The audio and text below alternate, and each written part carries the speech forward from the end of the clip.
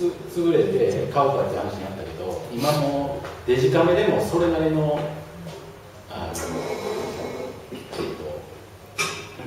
記録取れるって、運動会とかそんなんでいいじゃん。そんなずーっと撮ってる仕方がないから。Good evening. Do you want a snack?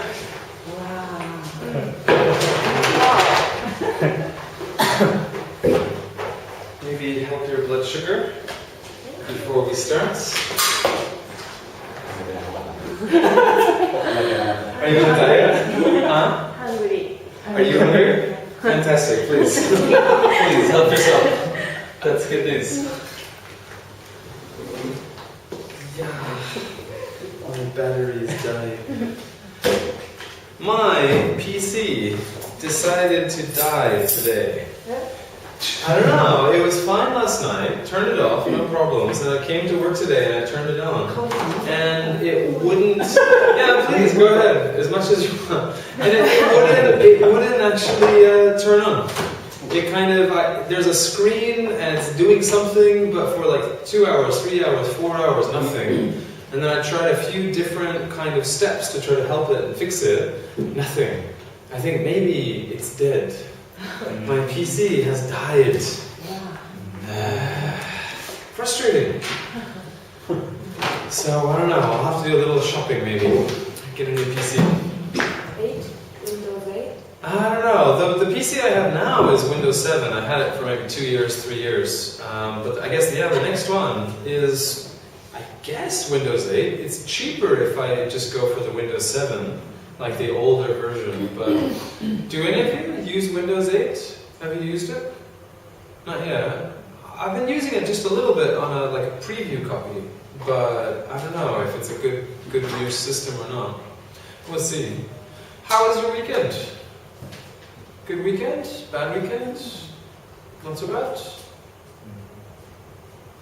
Let's just go around. My weekend was okay. Nothing special, but just kind of normal weekend. Playing with the kids and kind of relaxing. I watched a TV show, finished a TV show series called The Borgias. The Borgias is a TV show about, it's a historical TV show about the Catholic popes, maybe about 400 or 500 years ago. Very, very interesting. The main actor, his name is Jeremy Irons. Pretty famous Hollywood actor. And it was really good, really interesting. So that was my weekend. So play with kids, watch TV. That's it. So how was your weekend? Last weekend I went to my hometown of Lancaster to attend the farewell ceremony, but my uncle died last Friday. But the uncle was 87 or 88 years old. It's all. So it's not tragedy. And so at the end, what's it? Probably you would say either a wake or a memorial service. Probably memorial service. Yeah. And so. Or funeral. Funeral. Okay, so you use okay. I don't know if it's the same in Japan, but in America there is maybe a day or 2 days before. Sometimes people do a wake. A wake is where you go to the body, and maybe for one night you stay awake and you stay with the body. And then the next day is usually the funeral. So, I don't know, does Japanese custom do anything like that? Maybe. Oh, something like that. Alright. So that was, when was that? Saturday? Sunday? Sunday. Okay. Yeah. Did you have any kind of memories of the uncle, like you and the uncle do something in the past, or? I have so many memories. So when I was young kids, I played with uncle. Okay. Yeah. Yeah, that's too bad.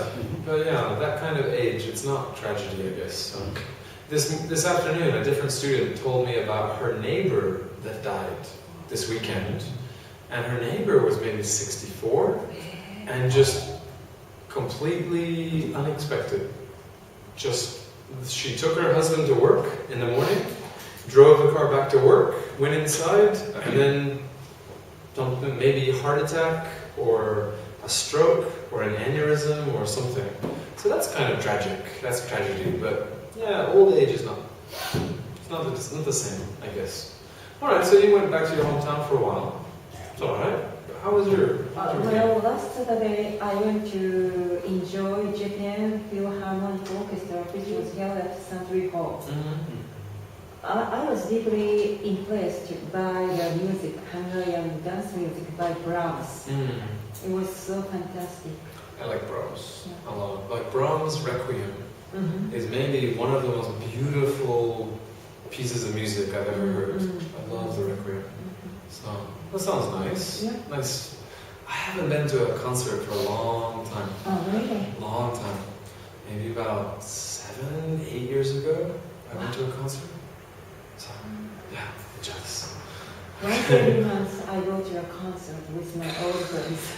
Don't tell me that. It's just making me more jealous. Alright, so concert sounds good. Kaori, what'd you do for the weekend? I went to see Autumn Leaves at Royal Forest. Wow. Sounds nice. Was it a good timing? Is it changing?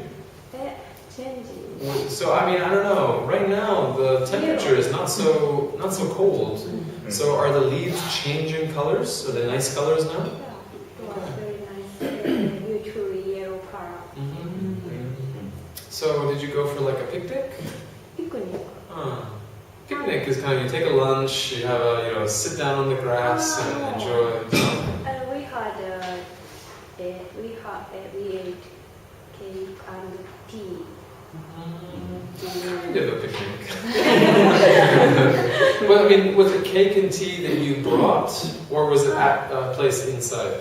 Place near a cafe near. Okay. So yeah, not a picnic. Okay, that sounds good. When was that? Saturday or Sunday? Sunday. Okay. Before Sounds it good. started raining. That sounds right. Yeah, Sunday. Yeah, a lot of rain. So lucky. All right, Yuta, how was yours? No, my weekend was nothing special. Okay. So just average, normal. Normal Okay. weekend. So for you, what's normal? What do you do? Like a normal Sunday, what do you usually do? on a normal Sunday? I read books and watch movies and football game. Okay. Do you usually read at home, or do you go out to a cafe or something, or? Recently I read books in my home. Yeah. Sounds like a good Sunday to me. How was yours? I went to school festival at my university. Wow. I wanted to see my friends, so I didn't enjoy the festival, but I enjoyed talking. So kind of like an informal reunion. Yeah. A lot of students at my high school, they kind of do the same thing. Like sports day, they come back, the other students, and like have kind of meeting and so on. Yeah. Sounds good. Sounds good. All right. Well, first of all, let me to you especially, Atsuko, you were mentioning or asking about the website. Oh. So if you go to the website, my website, and you this is kind of the home page, and then you push on the Atene, and then the kind of the menu will come down, and then if you push on the Tuesday, Thursday level 5, and then step 2, this menu comes up, push on the video, and now you'll find the connection to YouTube videos. So if you want to see some of the videos, you can go directly to youtube.com and do a search, but now you can just do a link from the website. And I think now for level 5, there's maybe 3 or 4 videos that are online. So, and then this one I'll put on later on, so I don't know, it's there. Alright, well today the topic I want to discuss is architecture. Architecture, yeah. Do you have any interest in architecture, like building design? Do you have any favorite buildings, or do you have any, favorite architects? Does anyone even Atelier Français was designed by quite a famous Japanese architect, and I've heard that students who begin studying architecture in Japan usually they study the architect that built this building. Do you like Atelier? Do you think it's a good design? It's unique, it's unusual, but is it a good unusual or is it a bad unusual? How do you feel about Atelier's design?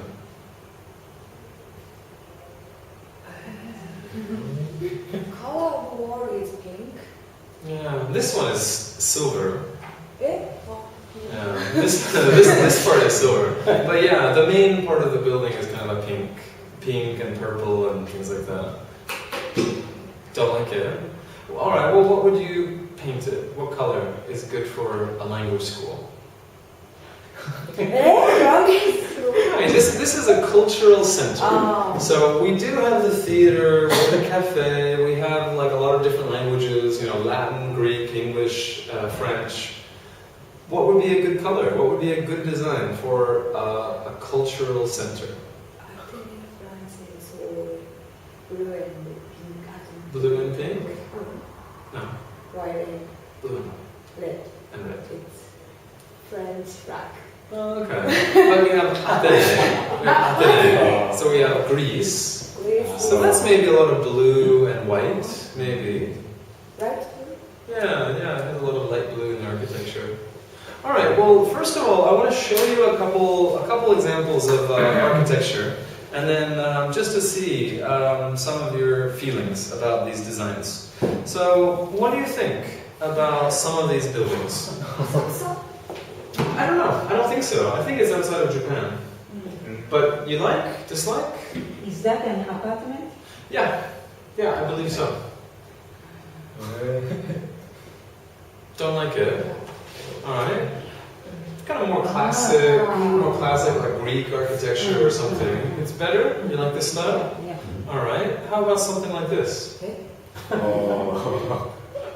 Is that monument? I don't think it's even real. I think it's just a concept, a drawing. Maybe imagining in 50 years in the future, 100 years in the future, this kind of building. But basically, you don't like it? No, I like it. It's okay. Alright. How about this one?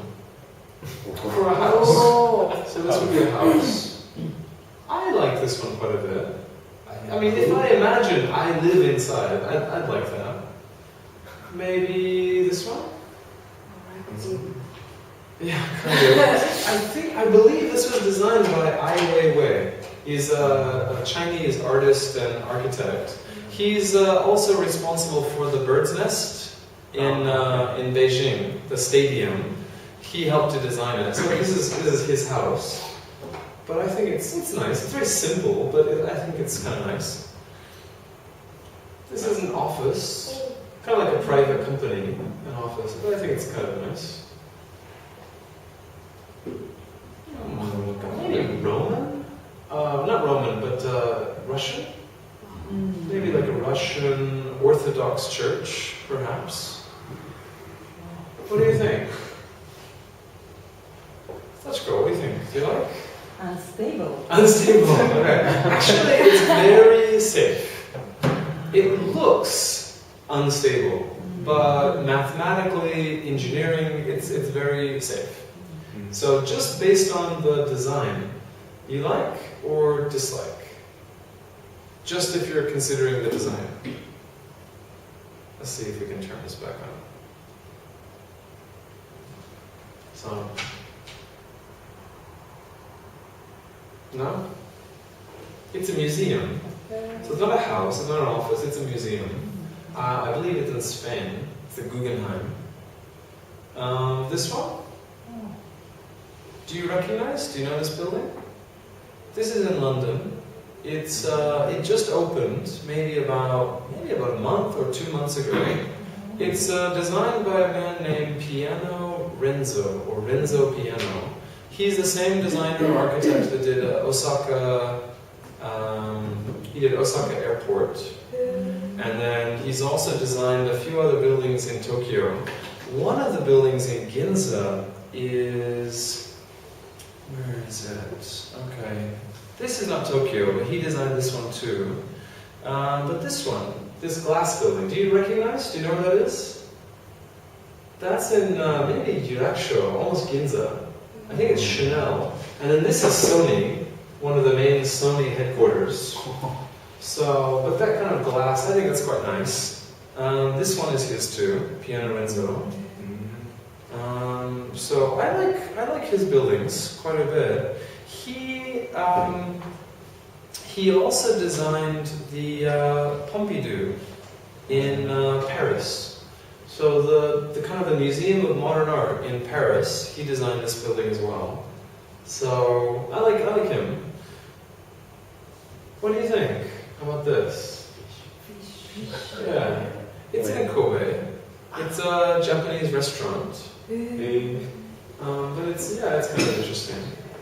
The Guggenheim, office building, museum. This is in MIT in Boston. I visited there. Yeah. It's so unique. Yeah, it's quite interesting. This is these last few. These are from one architect. His name is Frank Gehry, an American architect. Quite interesting, I think.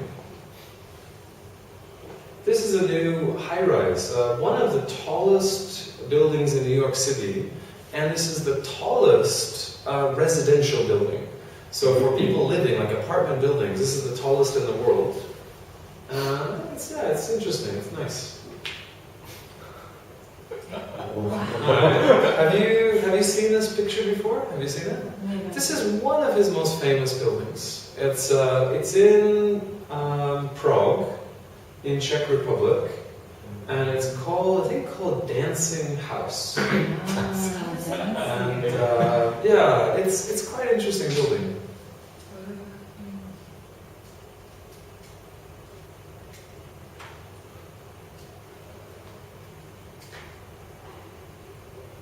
Okay, so these are a couple examples from this particular architect.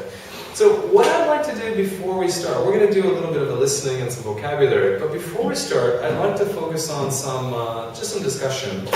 So let me open up this document to quickly go through some of the questions. So first question, do you think that old buildings are more beautiful than new ones? Like traditional architecture or modern architecture? Which do you prefer? Which do you like better? What's your favorite room in your house? Is it the living room, the kitchen? Just thinking about design and color and space, the way you feel in the room. Which is your favorite? Tell about the last time you visited a famous building or monument. What was it and how did it look? So just any famous building, any famous monument. You understand monument, right? You know what that means? So monument, for example, like Big Ben or Statue of Liberty, that would be considered a monument. So how important are monuments in defining a nation? Now, Big Ben is definitely a symbol of England, a symbol of London. And maybe in Paris, the Eiffel Tower is kind of a symbol of Paris. You know, you go there as a tourist, you get keychains and postcards. It's kind of a symbol. And New York, definitely New York would be Statue of Liberty. Is kind of a symbol of America. Does Japan have something similar? Yeah? Maybe. Alright. So, next one. When was the house or apartment you live in built? Like, was it 10 years ago, 20 years ago, 30 years ago? And do you like the design? Do you like the way it looks? Describe your dream house. Like, if you can just imagine any house in the world, any design in the world, what would be your dream house? Describe a building you dislike and why. A building I really dislike is in, where is it? Asakusa. And I think maybe Philip Stock designed it, or designed part of it. On top, it has kind of like a golden flame. I really dislike. Almost all foreigners dislike. Because I think Stock, the designer, he meant it to be like a torch, like a flame. But almost all foreigners think it looks like unchi, Yeah. like golden unchi, basically. I just really don't like the design. I don't think it's a very good image. So, but is there some building you really dislike and why? Next one is asking about the last improvement you made to your house or apartment. So maybe painting, remodeling, some kind of change to your house. Would you prefer to live in a single family house or an apartment, and why? What city's architecture has impressed you the most? So either to New York, or London, or Paris, or Beijing, or Singapore. What place do you think impressed you the most that you've heard about or seen? And then finally, do you like Tokyo's architecture? Why or why not? So just the variety of the designs in Tokyo. Do you like them? Do you dislike them? What do you think about this kind of architecture? So let's start at the top, and I want to spend maybe just 10 or 15 minutes, so fairly quickly. And then I want to do some vocabulary, and then maybe we have time to listen one time to the lecture. So I guess, Kaori, can you work with me for the first time? And I'll bring food, so we can have some of this as well. All right. So anyway, please begin, and then yeah, just for maybe 10-15 minutes.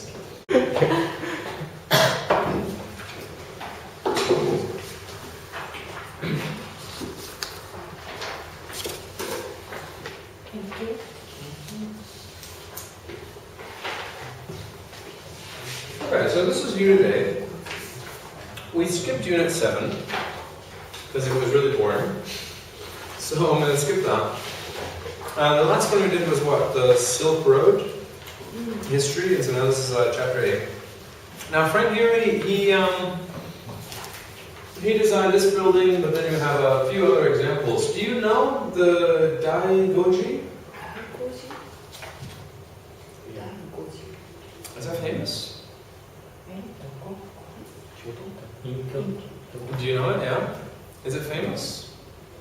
I think I don't Okay. It's Kyoto, yeah? And then Maracana. Do you know Maracana?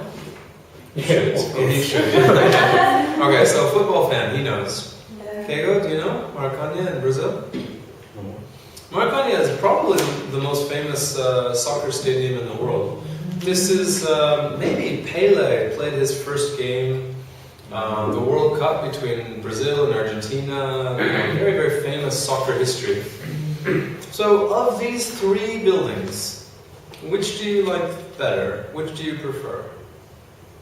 So, let's go. Which one do you like better? So, Dancing House, the Daigoji, or Maracana? Maracana. Okay, Maracana. Dancing House. Dancing House. Connie?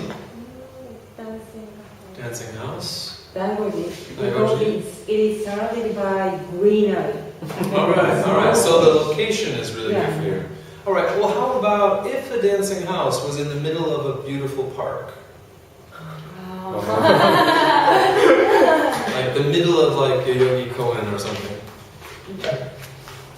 I like much better than Daigoji than this dance house. Okay. And then Keigo?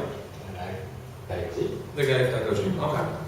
So this unit is going to be talking mostly about Frank Gehry, but of course it's going to be talking a little bit about architecture in general. So the purpose of architecture, what kind of principles it tries to follow, things like that. So down below it says connect to the topic. It says picture a building you've stopped to admire. What attracted you to it? The shape, the windows, the colors, something about its architecture, no doubt.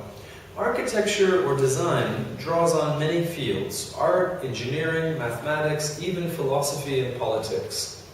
Each comes into play as an architect designs a building. Long ago, the Roman architect Vitruvius said a building must be strong, functional, and beautiful. These three principles of good architecture still guide us today. Okay, strong, functional, beautiful. Strong just means that if there's a big storm or an earthquake or some other problem, it doesn't collapse. It stays upright. Functional. Functional means you can use it well. You can use it properly. So if you imagine maybe a hospital, like what kind of building design would be best for a hospital? What kind of building design would be good for a school? Be good for an office building? Good for, you know, other things?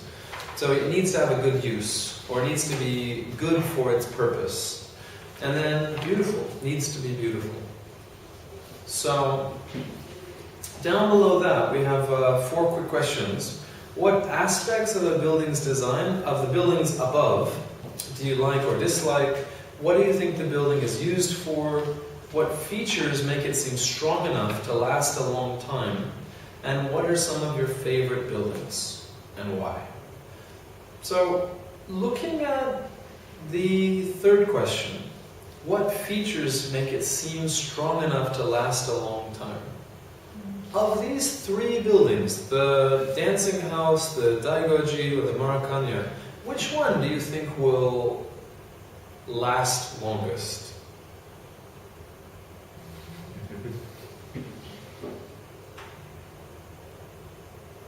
Do you think the stadium? Probably. It's got a lot of concrete and steel and kind of modern materials. The Daigoji probably will be the first to be gone.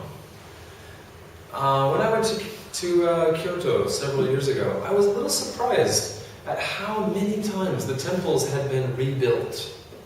They say, 500 years ago, fire. 400 years ago, earthquake. 300 years ago, war. 200 years ago, something. Like again and again and again rebuilt. And I thought maybe wooden architecture looks nice, beautiful, but it doesn't last. And then the Giri, I think it looks unstable, it looks unbalanced, but the engineering is actually quite good. So I think probably the Giri will continue for a long time as well. Do you have any favorite buildings in Tokyo? Or favorite building complexes? Metropolitan building in Tokyo. Okay. It was built by architecture Tange Kenzaburo. It's so unique. So, sorry, Metropolitan building. You mean the station? Tokyo Or- Metropolitan building. Tokyo Tocho. Where is that? In Shinjuku. Tocho. Is that the one that City kind of Hall. goes up like that? Or what is the design? It's next to Tokyo Gas building in Shinjuku. City Hall. I almost never go to Shinjuku. I assume it's on the west side of the station? Yeah. Okay. So I don't know, I don't remember too many designs from that area. I know there was one design I really liked from Tokyo, or from Shinjuku, but like this one. I know I like this design a lot, but I don't remember the design that you're talking about. You know this building, right? In Shinjuku?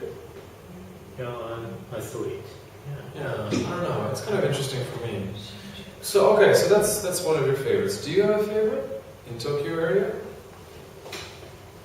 Favorite. Skytree. Skytree? It's got a nice company. Tokyo Tower. Okay. I forgot the name, but I like one museum in Roppongi. So is it the new one? The New one, yeah. Yeah, the modern arts. Yeah, it's designed by Kisho Kurokawa. Yeah, it's kind of like wavy. Yeah, It's yeah. really good. I like that too. Do you have a favorite? Kyoto Tower to you. In Sangenjaya. Yeah, that's good. It's nice. Yeah, near my house. Okay. Kyoto Tower. Alright. I don't know, some of the buildings in Tokyo that I like would include maybe, I kind of like this building. This is in Omotesando, or Harajuku.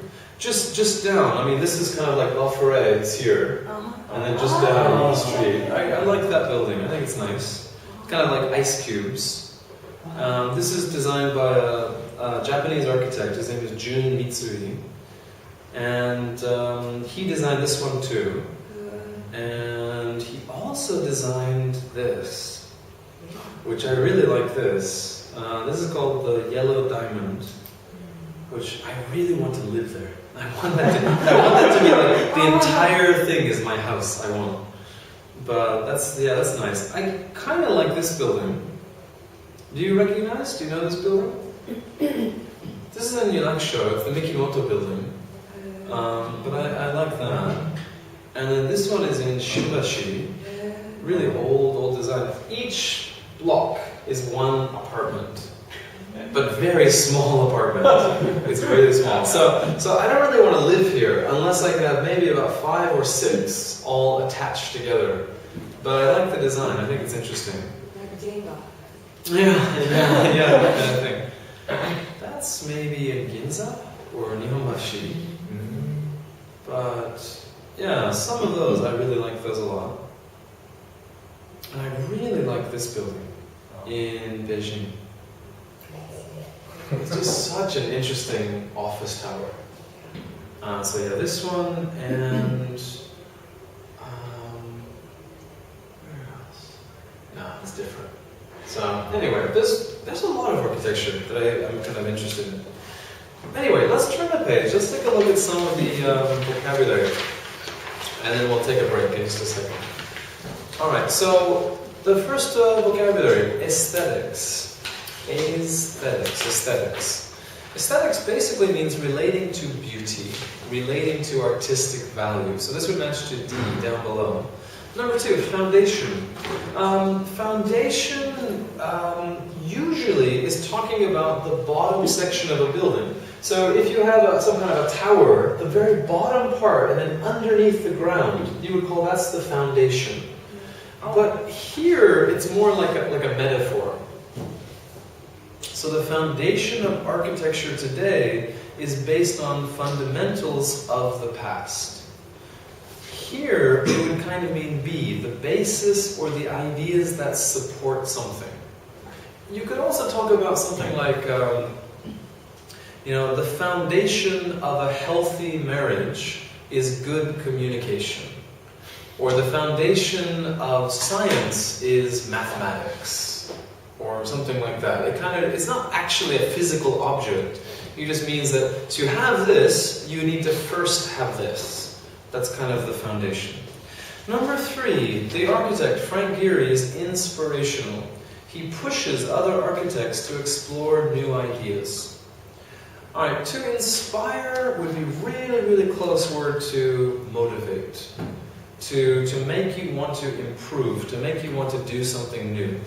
So let's actually look at inspire first. So to inspire, what do we have? Inspire. So inspire, number 1, to infuse into the mind with an encouraging or an exalting influence. Yeah, that's pretty close. Encouraging. So let's put it this way. Let's say you're maybe a piano student. You're practicing the piano, and you don't really like practicing so much, but you kind of do it and you play a little bit. Then you go to a concert and you see an amazing solo pianist. When you go home, you're like, I want to practice, I want to be better, I want to get good. You would say the concert was really inspiring, or the concert was really inspirational. So architects, when they see Frank Gehry's works, they want to try new designs, they want to be more creative, they want to try new things. So you say he's inspirational. Number 4 would be intended use. So the intended use or purpose. Intended use basically just means C, the reason for the building. Is it meant to be a shopping center? Is it meant to be a house? Is it meant to be maybe an office building? What is it designed for? And then last one, sound. If the building is structurally sound, it means it's built to last a long time. Now, sound is mostly talking about, you hear something, you have a sound. But here it just means healthy or In strong condition, good condition, you say something is sound. If a building is sound, it just means it's strong. It's not going to fall down. But you can also talk about your body. You can say, my body is sound. I'm healthy, I feel good, I have lots of energy. And then also mentally, if you say you're mentally sound, it means you don't have any mental problems, you're not mentally ill, you're a normal, average person. You say you're mentally sound. Number 6, dynamic. Dynamic has a lot of meanings, actually, quite a few. So, dynamic. Let's see if they have a good definition here. Relating to force, relating to dynamics. Yeah, that's very, very helpful.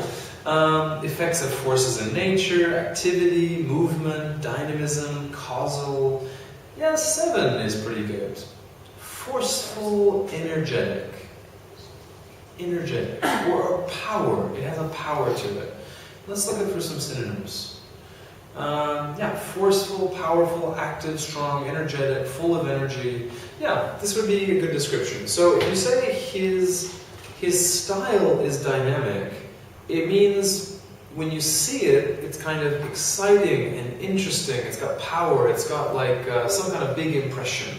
You say it's a dynamic design, dynamic style. Met the objective. Objective and goal pretty much mean exactly the same thing. So if you achieve your goal, if you meet your objective, it's the same. So this could be some kind of a test, it could be some kind of work goal, it doesn't really matter.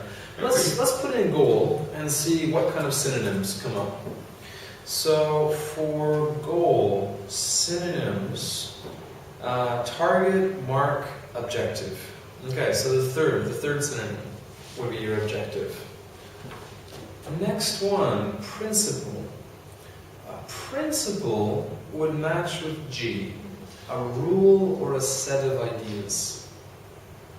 Stress would be emphasize or highlight, underline, kind of make it more noticeable. And then finally, utilize, just means to use something effectively. Utilizing in this sentence is talking about Frank Gehry is using different types of materials. He's utilizing different materials. But you can also utilize your time, utilize your money. So let's say you have some free time. You have 3 hours or 4 hours of free time. How do you use your time? Do you use it doing something good, something productive, something that makes you a better person? Do you use it wasting your time looking at, stupid magazines or something? How do you utilize your time? How do you use it? Alright, so anyway, let's take a break. When we come back, I want to work on the second vocabulary section, just for a couple of minutes. It's pretty fast. And then for homework, I'd like you to use the website. I'd like you to listen through the website. And then we'll check a little more on Thursday's class. So, anyway, take a quick break.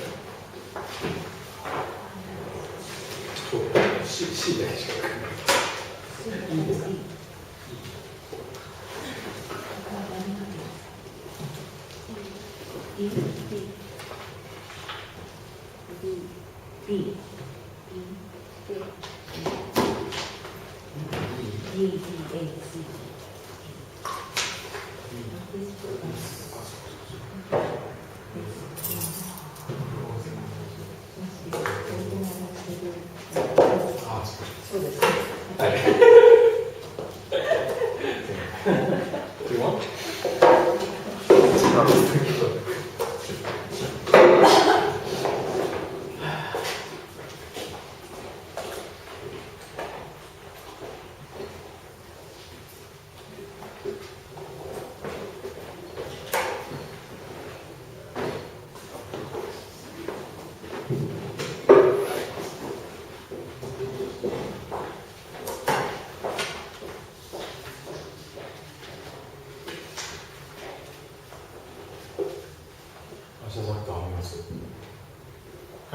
ちょっと見れるかわかんないんですね。まあ見たいけど。仕事でっていうこもう正直ここまでなんか重要な試合じゃなくなってる気がするんですよ。割と日本も余裕が出てきて。とまあね、勝てばね。気持ちもないですよね。今回で勝ち点を落としても、そんなに騒ぐ事態じゃないですよね。まあもちろん試合内容とかがかなり重要になってくるんですけど。まあね。多少なんかあってもまあいいなと。香川いない人は別にあんまり関係ねえしとか思っちゃう。確かにね。うん。まあ、抜けてますからね。もう一個のグループだったら結構構成だけど。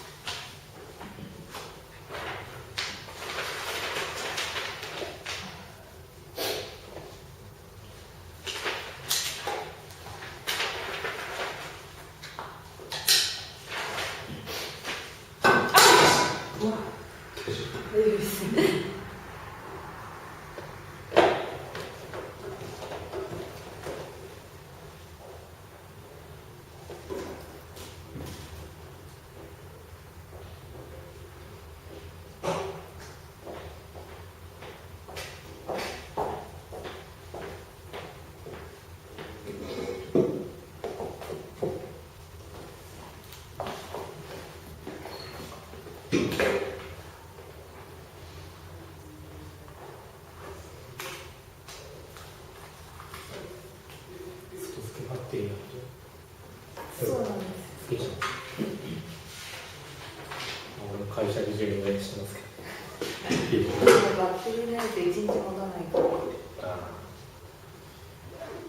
それがバッテリーで充電してるの？ポータブルなんで刺さなくても、でもそのバッテリーもなくなったらまたどっからそれはまたこれこっちから携帯の家にある充電器で充電できる。充電した。どのぐらいそれ持つんですか？これは充電2回分できます。2回分で1回充電するとそちらはどのぐらい持つ？こっちは大体1日ぐらいです。やっぱりそうですよね。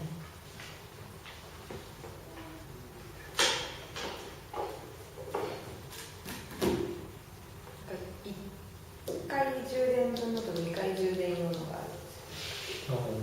それをビッグカメラで超いろいろ聞いて最終的にはできるというところまで。いくらするの？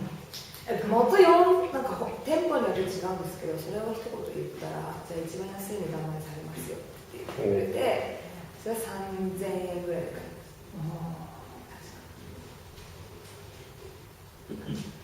新宿店の安いんですよ。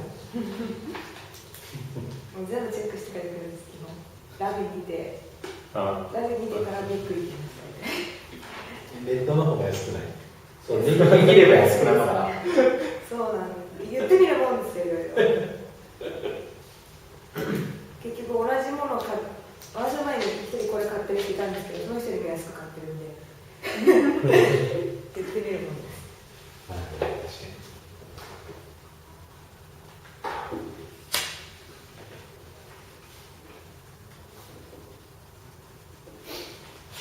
もっと充電できると思ったんですか？何回も。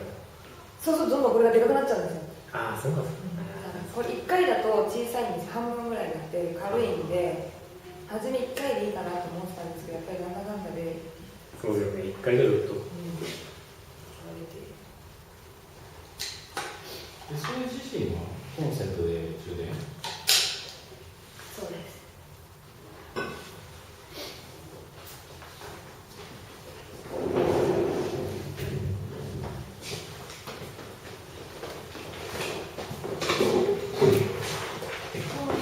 so we have one more vocabulary section to do really quick. So on page 74, there's basically there's a word families. So you have different forms of the same word. So aesthetic, aesthetically, aesthetics. Then second section, distinct, distinguish. Innovation, innovative, innovator. Then sculptor and sculpture. So let's see if we can do these really quick. Number one of the basic principles of architecture is to consider the aesthetics, plural, aesthetics of a building. For example, the materials, the lighting, the shape. One aesthetic consideration, so using the adjective, aesthetic consideration is a structure's design as the shape of the Arc de Triomphe in Paris, for example, very strong and commanding. It's difficult to design a structure that is aesthetically pleasing to everybody. So using your adverb form here. The next one is a little easier, maybe. So we have distinct, which would be an adjective, and then distinguish would be the verb. So Frank Gehry has a distinct style, especially his use of irregular shapes. It's not difficult to distinguish his work from that of other architects. Okay. Innovation would be a noun, but it's more like an object. So you say the iPhone or smartphone is an interesting innovation. Innovative would be an adjective, and then innovator would be a noun, a person. So you say maybe Steve Jobs was a technology innovator, that kind of thing. Alright, so Frank Gehry is considered an innovator. Trying new ideas was at the foundation of his designs. And, alright, so architect. So we're going to modify architect. So we need our adjective. So an innovative architect doesn't follow traditional styles of building design, and a fairly recent innovation in architecture includes an emphasis on going green, which means designing with the environment in mind. So anytime you hear someone talking about going green, or a green building, or green design, it usually is meaning energy efficient. So it means the lighting is probably LED lighting, good insulation, less power use from like air conditioning, things like that. Do you know which buildings in Tokyo have maybe a good design for green? Or maybe which buildings are really bad for energy? A couple of years ago, someone told me that Roppongi Hills is the worst in Tokyo for using energy. Like the energy consumption is very, very high. But then number 2 said was actually maybe the engineering building number 5 at Tokyo University because of supercomputers. So they have a lot of very, very hungry, energy-hungry supercomputers. So maybe that's the number 2 building. Alright, last couple are sculptor or sculpture. So first one, the Fish Dance Restaurant in Kobe, Japan, looks like a gigantic sculpture of a fish. So this building that we saw earlier, this one here, this is what they're talking about. So next one, I can't remember the name of the sculptor, but I like how she experimented with shapes. So sculptor. Alright, so anyway, if you go to the website, the lecture is there. So if you want to maybe listen once or twice, and then we'll quickly check through the answers on Thursday's class. Alright, so today, let's move over into the textbook, the American Style. If you can pull your book out, let's do a little work on this. Last time, how far did we get last time? Before our exam. So last time we did the girl, she went to Ecuador. We did page 25 talking about the stresses. We did the vacation. Alright, so I guess today we're on maybe page 27, right? So strong adjectives. Do you understand the strong adjectives? Have you heard of these before? Strong adjectives, yeah. Strong adjectives basically mean you take a normal adjective, but then you want to add a lot more power. You want to make it more extreme. So let's say you look up a word in the dictionary, really basic. Let's just say you look up big. Okay, so big, what does it say? Okay, large. Large, great, not small. Alright, so big and small, these are kind of neutral adjectives.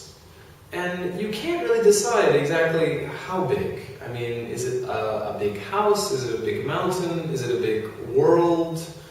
Big is doesn't really give us a really clear idea. Alright, but if you want to make something seem more extreme, what would be some other words for big? Gigantic. What else? There's a lot of extreme adjectives for big. Colossal, mountainous, elephantine. I mean, there's many. I mean, if you look at the thesaurus, all of these are really common. And then if you look at some of the synonyms for those, so considerable, substantial, huge, enormous, immense, vast, massive, colossal, gigantic, all of these mean just very, very, very big. And if you look at, let's say enormous, let's just put on enormous, you get more examples. You get gargantuan, or astronomical, or stupendous, or titanic. You can even say Titanic. You can say the new building in Shinjuku is Titanic, is very, very big. So there's lots and lots of these words. I mean, these are called extreme adjectives or strong adjectives. So on this page, we have a few examples. We have the island's tiny, so it just means very small. The food was delicious, very good tasting. All right, furious, very angry. If you say someone's furious, they're really angry, really mad. Terrified. No. Scared or afraid. Afraid. So very afraid would be terrified. Exhausted. Tired. Boiling. Yeah. So it's going to be boiling tomorrow, about 40 degrees Celsius. Hot. Yeah, very hot. Boiling. Starving. Hungry. Enormous. Big. Freezing. Filthy. Yeah, dirty. Yeah, your car is filthy. Why don't you wash it? That's a great idea. Good. And then awful? Bad. Yeah, that's it. Okay, so are you hungry? Yes, I'm starving. Was your mother angry? Yes, she was furious. Is your apartment small? Yes, it's tiny. Are you tired? Yes, I'm exhausted. Is the floor dirty? Yes, it's filthy. Are you afraid of spiders? Yes, I'm terrified of them. Are you terrified of anything? Do you have any really, really deep fear? We kind of talked about this before with phobias. What do you think is your biggest terror?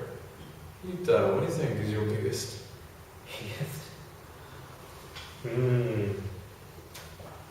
Right now, for my wife, it's probably the dentist. She has a problem with one of her teeth, and the dentist says she probably has to return maybe once a week for about a month or 2 months to fix the problem. And she has nightmares. Like at night, she's dreaming about the dentist. It's like really strong fear. But maybe usually her biggest fear is related to my children. Like if my children have a disease, or they get sick, or they die or something, that's her biggest fear. What's your biggest fear? Biggest fear. Maybe insect. Insect. Okay. So you could say, I'm terrified of insects. Maybe like something like that. All right. Well, let's go on to the next section, number 7. Present perfect continuous for recent actions.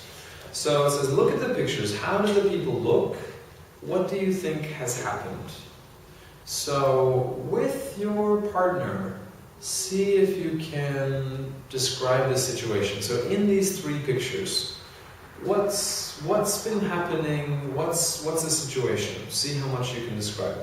So, all right, let's change partners slightly. I guess Keigo, if you can work with me, and Kaori, if you and Sachiko, and I guess if you guys say the same. So just for a couple of minutes, see if you can describe the pictures. I guess this is a sunburn. Probably a sunburn. So maybe he was at the beach and he stayed in the sun too long, got pretty red. So maybe the man has been sunbathing. I say sunbathing. Yeah. Or the man has been swimming at the beach or something like that. Alright, can you guess the number 3? So the man and woman have been and something. Hiking? Maybe, yeah. The man and woman have been hiking. And getting lost? Possibly. That's a possibility. Hiking is more about nature though. And this looks like they're in a city. This is a hotel. So maybe not hiking. Oh. So maybe sightseeing. So the man and woman have been sightseeing and walking a lot. Maybe his feet are hurting him. He's been walking too much. Maybe something like that. So, all right. Well, let's see if we can find the audio and then check. So this is 2.11. What is this? 2.11 is, I have no idea. So maybe 25, 26, I don't know. Let's check. Listening, 2.5. Listening, 2.9. Okay. Listening, 2.11. 1. Well, if you like your ex-girlfriend so much, why did you come on vacation with me? That's it. I'm off. Hello? Hi, Sharon. It's me, Kylie. Oh, hi, Kylie. Hey, you sound awful. What's been happening? Oh, nothing. Well, okay. Kenny and I have been arguing. What about? What's he been doing this time? He's been sending text messages to his ex-girlfriend again. No! I knew this vacation was a mistake. I shouldn't have come. Okay, so you got the situation? So they're on vacation together. They're I guess, girlfriend, boyfriend. But he's been sending text messages to his ex-girlfriend. They've been arguing, so she's really upset. Number 2. 2. You are so red. How long have you been sunbathing? All morning? I haven't been sunbathing. I've been reading. Yes, but in the sun. Didn't you put any sunscreen on? No. You'd better go and put some lotion on now. You're going to feel terrible tonight. Okay, so he wasn't you understand sunbathing, right? Sunbathing basically is an activity. I mean, it's very passive. You're not doing anything active. You're just kind of laying in the sun. Either because you want to get a suntan, or because you like the way it feels. You like kind of the warmth, the heat. But he says, I haven't been sunbathing. I've been reading. But he's been reading in the sun. And he didn't use any sunscreen. Some people say sunblock, other people say sunscreen. But it means the same thing. So sunblock or sunscreen. Sunblock has a kind of the implication that it maybe blocks all of the sun's kind of harmful energy. Sunscreen is maybe more like a filter. Maybe it takes some of it out. So maybe like SPF 20, SPF 30, something like that. So do any of you? Do you use sunscreen? My wife uses it every day on my children. Winter, summer, every day. Cloudy. She's really paranoid. My wife is really paranoid about like skin cancer and things like that. But like every single day. And I think it's just too much. But anyway, so The Japanese people so tough. yeah. Sorry. So, alright, so he has been reading. That should be the answer. He's been reading. Alright, next one. What about these people? 3. You two look exhausted. What have you been doing?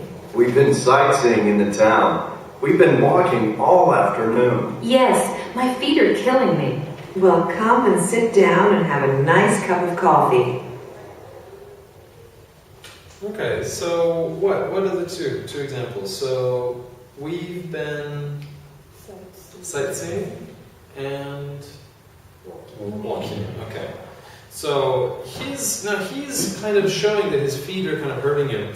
In an American expression, maybe British too, if you do a lot of walking and your feet hurt, really common, you can say, my feet are killing me.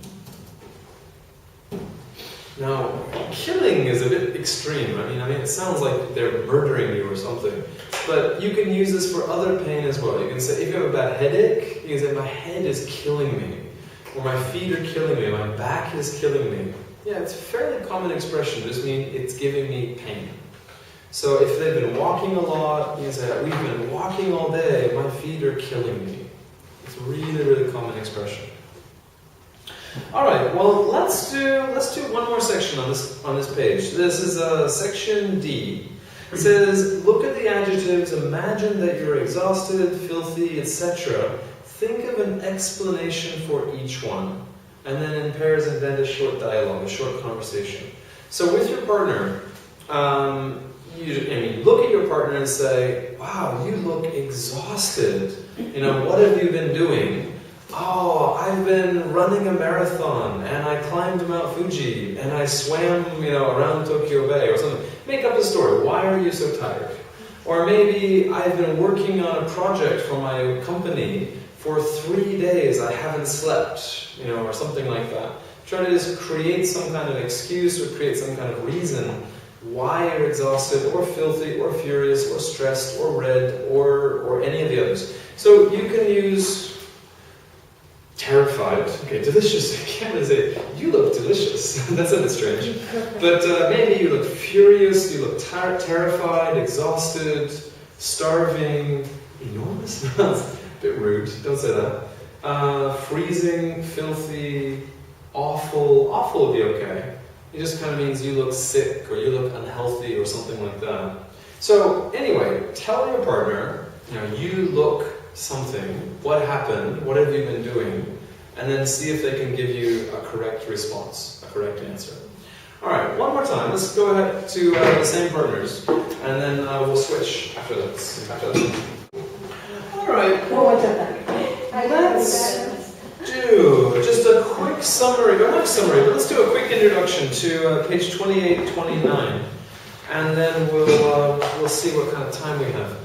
Alright, page 28, it's the grammar is going to work on comparatives and superlatives. Can you give me an example of a comparative? Do you understand what that means? More than. Yeah, so more. You're having two objects. You say this is more expensive than, or something like that, or bigger than. So those are comparatives. So if you have a single syllable, so big, you can just say bigger, add an ER. But if it's 2 syllables or 3 syllables, you have to have just more. Yeah, so more beautiful than something. Alright, superlatives are describing kind of the highest degree, the biggest, the best, the most. Again, If it's a single syllable, like big or cold, then you just add EST. So the biggest, the coldest. But if it's 2 syllables, 3 syllables, then it's the most, and something like that. Alright, so we're going to work on that for the grammar. Transportation and travel are going to be some of our focuses as well. The reading section has kind of 2 introductory kind of questions. One, when was the last time you traveled by train, by car, by plane? Last time I traveled by train was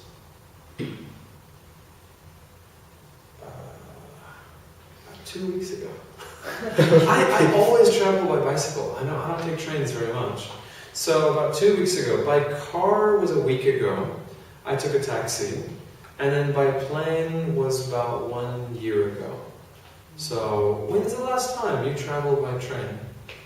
Today? Did everyone travel today by train? Probably. Most people. Alright, how about car? When's the last time you were in a car? Let's go. Last time. Last time? In the August. In August. Okay, so August. September. September. 2 weeks ago. Okay, more recent. Last Sunday to go to a mall. Okay, and then Last Saturday. let's say it. Okay, so and then by plane. When's the last time you traveled by plane? In May. In May, you took a trip. Yeah. You took September.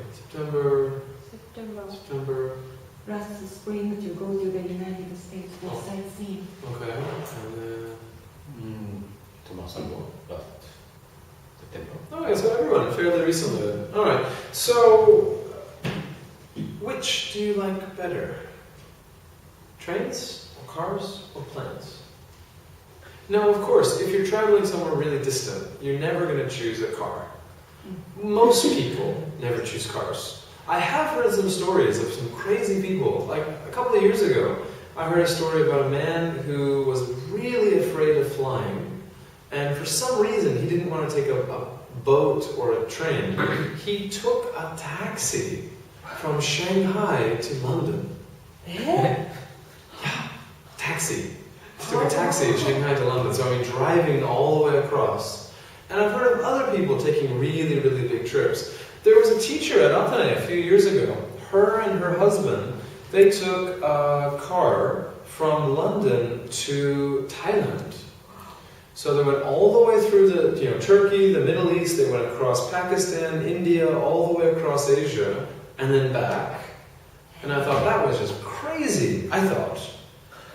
But I don't know, if you had a nice car or something, would you like to take it on a really long trip? Is that a good way to travel, a good way to drive? Would you enjoy it? How about like just a tour through Japan? Maybe you start down in Kyushu and then travel all the way up through Japan. Would that be fun? Would that be a good trip? Maybe.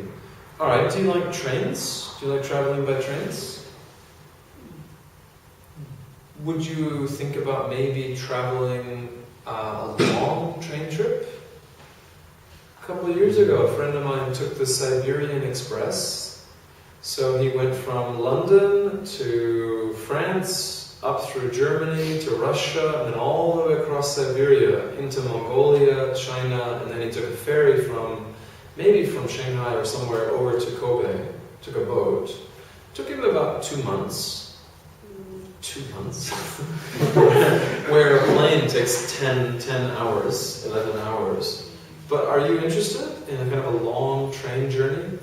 You sleep on the train, eating on the train, things like that? Maybe it's kind of fun. But plane's probably the easiest, the quickest, the most comfortable, maybe. Well, anyway, in section B, it says, read the introduction to the article, race to the sun, answer the questions. So, by car, by train, by plane. So, the quickest, the cheapest, the most comfortable, the most convenient. So, the introduction says, every year, thousands of tourists travel from England to the south of France for their summer vacation. But what is the best way to get there? By car, train, or plane? 3 American journalists who live in England decided to find out. They traveled from their homes in London to Avignon. All 3 travelers set off one Saturday morning in July. Charles went by train, the Eurostar. Rosemary flew with a discount airline, and Martin traveled by car. So, which do you think was the quickest?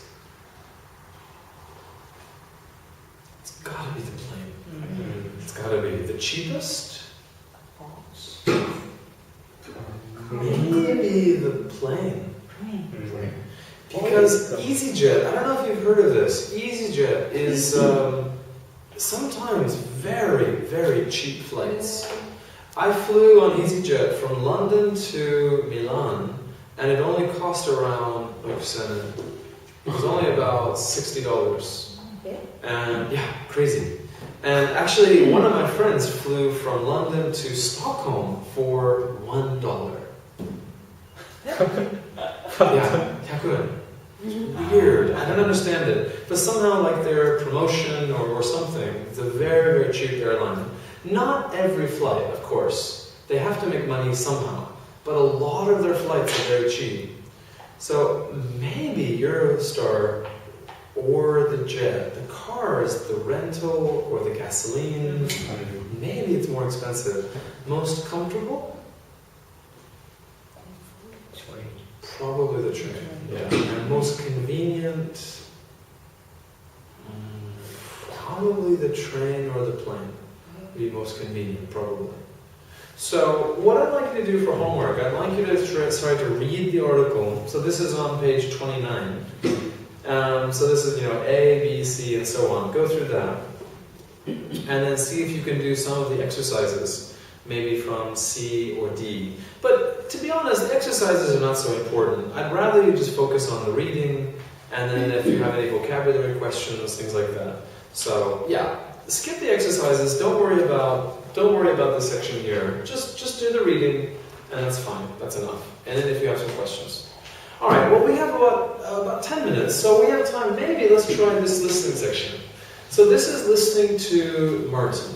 So Martin is the driver. So he's taking his car. So let's take a look. This is truck 12. It says, listen to Martin talking about his car trip from London to Avignon. Number the pictures 1 to 7. So step 1, step 2, step 3. What happened first, and so on. So let's take a look and see how this goes. Listening 2.12.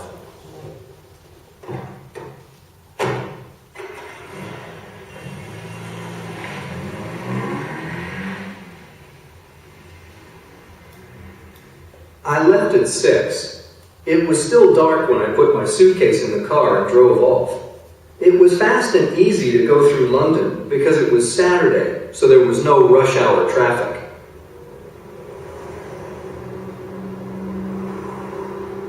Soon I was on the highway heading toward Folkestone on the south coast. I stopped at a gas station for a cup of coffee and a sandwich. I didn't buy any gas because it's much cheaper in France. I arrived in Folkestone at 8:10. The problem with traveling by car from England to France is that Britain is an island. There are 35 kilometers of water between England and France. You can get across it by ferry, but there's a much better and quicker way, the Channel Tunnel. The Channel Tunnel is only a train tunnel, not a road tunnel, and so you have to put your car on a train. The trip takes an hour and a half, and drivers have to sit in their cars because there are no seats on the train for passengers. I arrived at the terminal and joined the line of cars waiting for the next train. At 10:30, the train arrived in Calais, and I drove my car off the train and onto the road, a French road. It was nice to drive on the right again, although that was not so easy with an English car. The traffic in Calais was really bad. Finally, I got out of Calais and onto the highway to the south of France.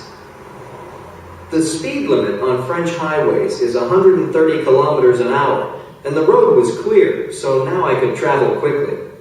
But first, I stopped at a gas station to fill up.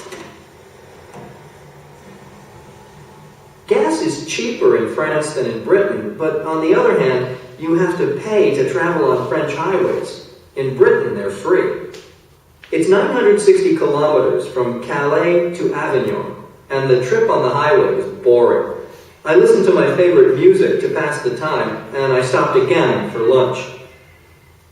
At 8 o'clock, I finally arrived in Avignon. I found my hotel, and I was looking forward to a delicious French meal. Listening. 2.13. That's not easy. Maybe. Because they kind of used a few different things to kind of trick us. So, I don't know. Number one? What do you think was number one? So let's actually see. So he left, it was still dark, it was 6 o'clock in the morning. Number two? D? Maybe D, yeah. Because he said he had coffee, he had a sandwich. But then later, he also mentioned having another coffee. So, but I thought maybe number two is D. Number three?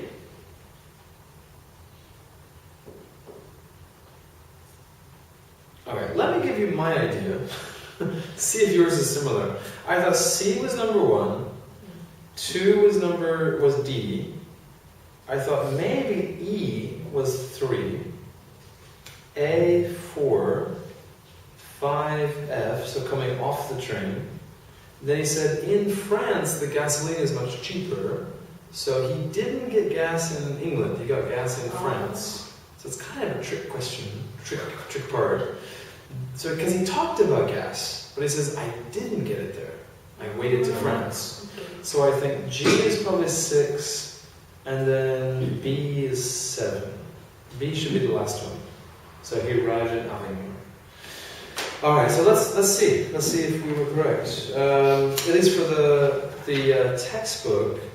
The textbook says, yeah, number 1 is C. Yeah, 2 is D. 3 is E. 4 is A. 5 F. 6 G. And 7 B. Okay. But a little tricky, actually. So anyway, let's try this one more time. And then, Listening. 2.12.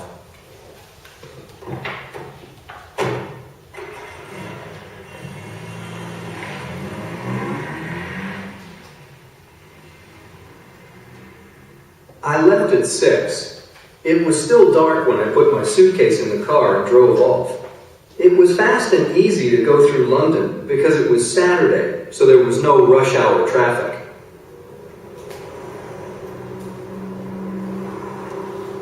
Soon I was on the highway heading toward Folkestone on the south coast.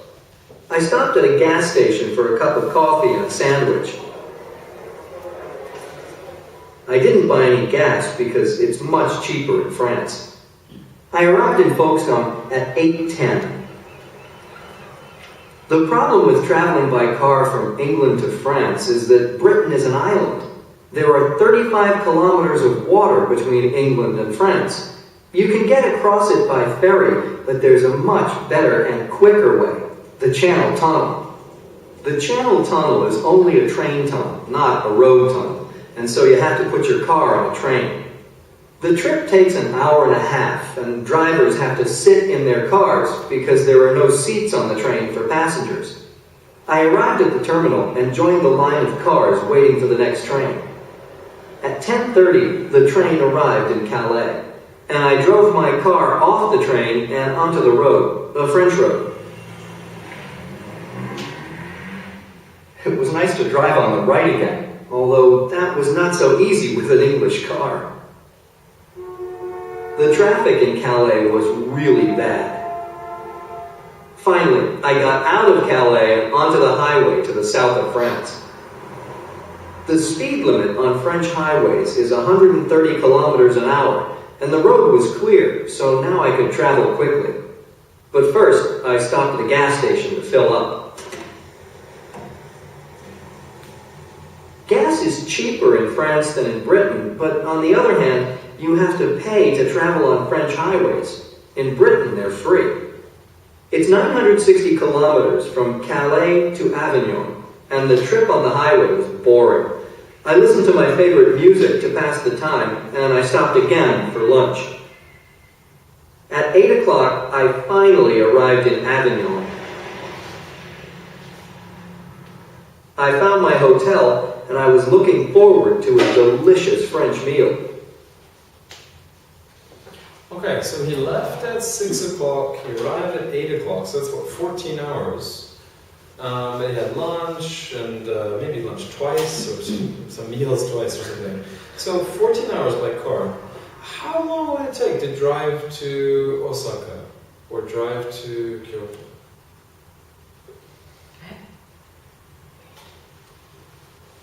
Is there like a single freeway from Tokyo to Osaka, just one road? How long do you think it would take? 4 hours? 5 hours?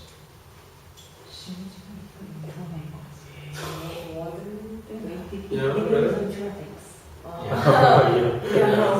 Okay. So if it's clear traffic, if it's just like a clear flow, 6, 7? Maybe. Okay. Do you have to pay to travel on Japanese highways or freeways? Is it expensive? Is it expensive? Really? Is it based on distance, or just so when you enter the freeway you pay a basic pay, or they figure it based on your distance? Distance. More like distance. Also in big city near Tokyo or Osaka, ride the highway. It's 500 or 600. How much money do you think it would cost from, say, Tokyo to Osaka? Freeway. Any idea? Like I see in the States, almost 100% freeways are free. You don't pay any money. Bridges, sometimes a bridge like Golden Gate Bridge or something like that, you pay some money, maybe $1 or something. But almost every single time, the big roads are free. So I don't really have an idea. How much do you think? Maybe 5,000 yen? 3,000 yen? Or more? Less? I have no idea. More. So the reason is they want to discourage driving. They would rather people take trains or buses. They don't want people driving. Why do they charge so much money?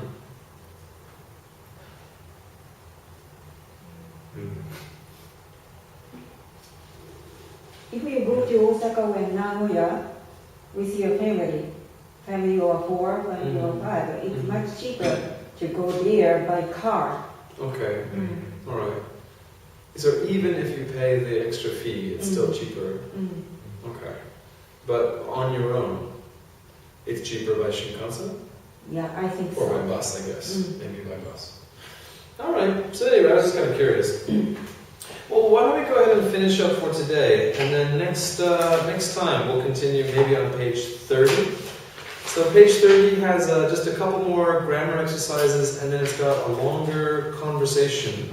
So conversation, the kind of the road, it has maybe about, 15 questions or so. So we'll focus on this a bit, and then do another listening and speaking on page 31. So basic homework would be listen to the lecture about Frank Gehry through the net, and then if you can just do the quick reading on page 29. And then if you have some questions, we can work on those next time. And that's it. Okay. So good luck. And hopefully the Gehry lecture is not so bad. I think it's pretty, it's not so difficult, I think, compared to some of the others we've done. So hopefully it's okay.